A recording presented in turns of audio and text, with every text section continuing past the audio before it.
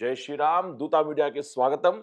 ఈరోజు మనం హనుమాన్ చాలీసలో 11వ శ్లోకం చెప్పుకుందాము. లాయ సంజీవన లకన జియాయే శ్రీ రఘువీర హర శివుర లాయే. రామ రామాయణం యుద్ధంలోను మేఘనాథుడు అంటారనమాట. ఆయన ఒక్కసారిగా వజ్రాసనం వేస్తే అందరూ కొన్ని కోట్ల వానరులు పడిపోయారంట. ఇంకా యుద్ధం అయిపోయింది ప్రకటించేసి విజయం అని చెప్పేస్తాడంట రావణాసుడికి. మేఘనాథుడు, ఇంద్రజిత్తు. సో వెంటనే అప్పుడు ఏం చేయాలో తెలియట్లేదంట. మొత్తం ఎక్కడ చూసినా నెత్తురుతో మొత్తం అసలు భూమండలం అంతా నెత్తురుతో అయిపోయిందండి అంతాను. ఒక్కసారిగా జాంబవంతుడు జాంబవంతుడు కనపడ్డారంట. సరే అని చెప్పేసి ఎవరైతే ఉన్నారో విభీషణుడు ఒక్కసారిగా వచ్చి అసలు ఏంటి యుద్ధం అయిపోయింది అంటున్నారంటే ఒక్కసారిగా కాకడా పట్టుకుని ఎవరు బతుకున్నారో చూద్దామని అలా వెళ్తూ ఉంటే జాంబవంతుడు మొత్తం నెత్తురు బాగా కారిపోయి ఉంటాడంట అక్కడ.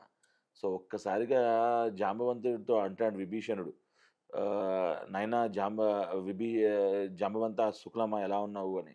ఆయన ఒకటే మాట అడుగుతారంట, హనుమ కుశలమా. ఇదేంటిది మర్చిపోయావా, అడగాల్సింది రామలక్ష్మణులు బాగున్నారా అని కదా అంటే, హనుమ బాగుంటే మొత్తం అందరూ కూడా బతికిపోతారంటారంట. సో ఒక్కసారిగా వేరే మనిషి అయితే అబ్బా అబ్బా అంటారు కదా, హనుమ వెంటనే జాంబవంతుడి దగ్గరికి వెళ్ళి ఆయన పాదాలు పట్టుకుని, తాతా హనుమ నీ కుశలం అడుగుతున్నాడు అంటారంట. అంటే ఎంత ఎదిగినా ఒదిగి ఒదిగి ఒదిగి ఎలా ఉండాలో చూడండి, అసలు ఎలా నేర్పిందో చూడండి రామాయణం.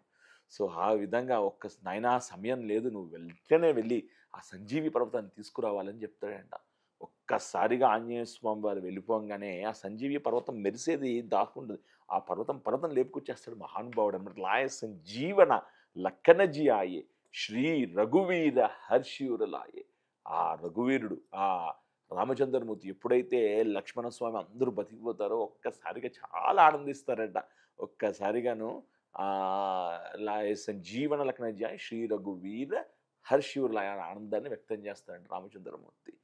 సో మరొక్క రోజు మరొక శ్లోకంతో మళ్ళీ కలుసుకుందాం. అంతవరకు సెలవు. జై శ్రీరామ్, జై హనుమాన్, జై గోమాత, జై సనాతన హైందవ ధర్మం.